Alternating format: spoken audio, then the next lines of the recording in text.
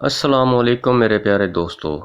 مشکلات اللہ کی طرف سے اشارہ ہوتی ہیں تاکہ انسان لاپرواہی چھوڑ کر سنجیدہ ہو سکے۔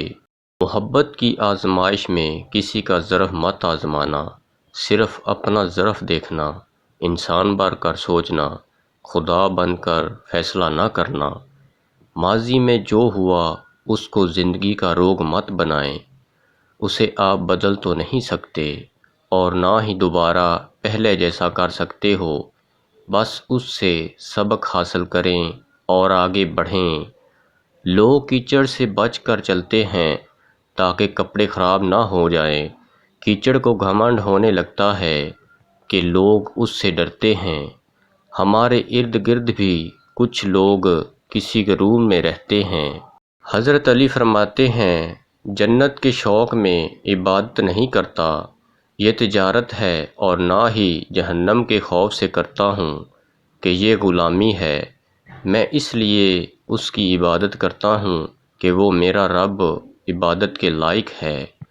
وہ کام کریں جو آپ کو خوشی دے۔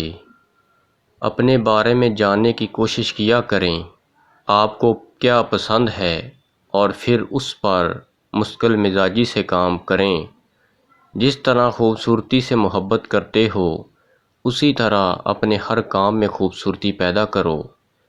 پریشان نہ ہو، اللہ وہی دروازہ کھولتا ہے جس کی چال آپ کے پاس نہیں ہوتی۔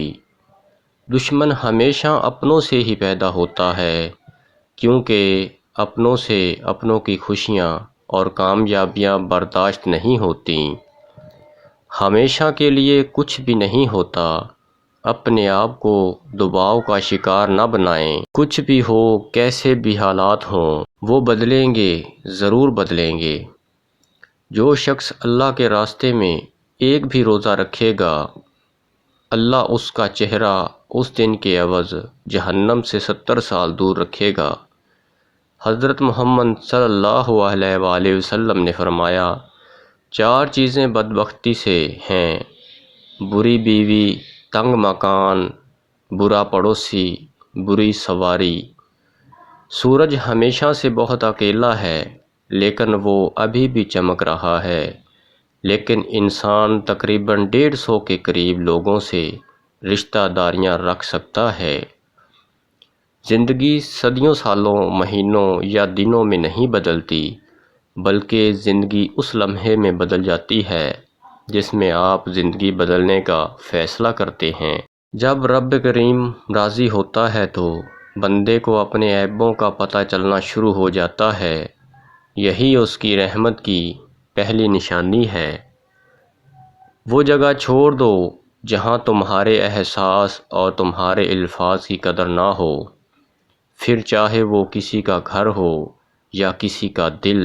میں نے بہت سے انسان دیکھے ہیں جن کے بدن پر لباس نہیں ہوتا، اور بہت سے لباس دیکھے ہیں جن کے اندر انسان نہیں ہوتا۔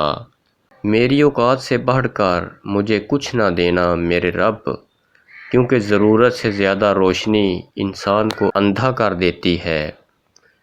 تم ایک پینسل بن کر کسی کی خوشیاں نہیں لکھ سکتے تو کوشش کر کے اچھا ربڑ بن جاؤ تاکہ کسی کے غم مٹا سکو۔ مسلمان اور مومن میں فرق: مسلمان وہ ہے جو اللہ کو مانتا ہے، اور مومن وہ ہے جو اللہ کی مانتا ہے۔ آپ کے فرض، آپ کی ذمہ داریاں ہیں، اسے تبدیل نہیں کیا جا سکتا اور اسے نظر انداز بھی نہیں کیا جا سکتا۔ کبھی کبھی کسی چیز کی قدر اور احساس کے لیے ضروری ہے کہ کچھ وقت اس کے بغیر رہ جائے۔ آپ کے فرض، آپ کی ذمہ داریاں ہیں، اسے تبدیل نہیں کیا جا سکتا اور اسے نظر انداز بھی نہیں کیا جا سکتا۔ خوف خدا کو اپنا شعور بناؤ اور اس مالک سے ڈرتے رہو جو تمہارے ظاہر اور باطن کا یکساں حال جانتا ہے۔ وہ لوگ بہتر ہیں جو دنیا کو آخرت کے لیے ترک کر لیتے ہیں، لیکن جو دنیا آخرت دونوں کو لیتے ہیں وہ بہت بہتر ہوتے ہیں۔ شاخوں سے پتوں کا گرنا محض موسم کی تبدیلی کا پیش خیمہ نہیں ہے، بلکہ یہ یاد دلاتا ہے ہر شے فانی ہے۔ ویڈیو کو لائک اور شیئر ضرور کریں۔ ہم زندگی کے اس دور سے گزر رہے ہیں جہاں اپنے تو ملتے ہیں مگر ان میں اپنا پن نظر نہیں آتا۔ اگر محبت ان سے نہ ملے جن سے آپ محبت کرتے ہیں تو پھر ان کو محبت ضرور دینا جو آپ سے محبت کرتے ہیں۔ اللہ آپ سے اس وقت تک کوئی چیز نہیں لیتا جب تک وہ اس سے بہتر آپ کو عطا نہ کرے۔ اچھا دوست ہاتھ اور آنکھ کی طرح ہوتا ہے، جب ہاتھ کو درد ہوتا ہے تو آنکھ روتی ہے، اور جب آنکھ روتی ہے تو ہاتھ آنسو صاف کرتا ہے۔ اخلاق وہ چیز ہے جس کی قیمت نہیں دینی پڑتی، ہاں مگر اس سے ہر چیز خریدی جا سکتی ہے۔ نفس موٹا کرنے اور ٹائمنگ بڑھانے کا ایسا کمال کا نسخہ۔ ریٹھا، تخم اور سرس، ان تینوں چیزوں کو پیس کر پھکی بنا لیں۔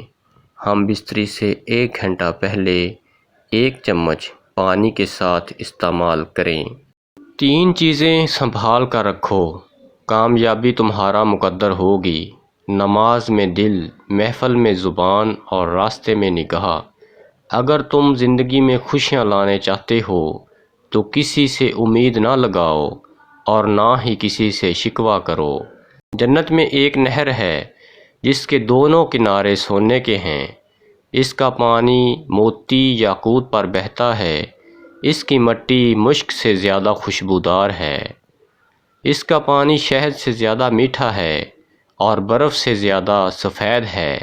میری دعا ہے اللہ کریم یہ نہر آپ کو دکھائے اور اس کا پانی پینا نصیب فرمائے۔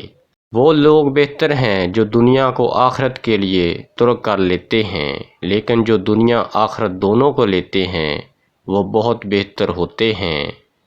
ہمیں روشنی کو جاننے سے پہلے اندھیرے کا تجربہ کرنا ہوگا۔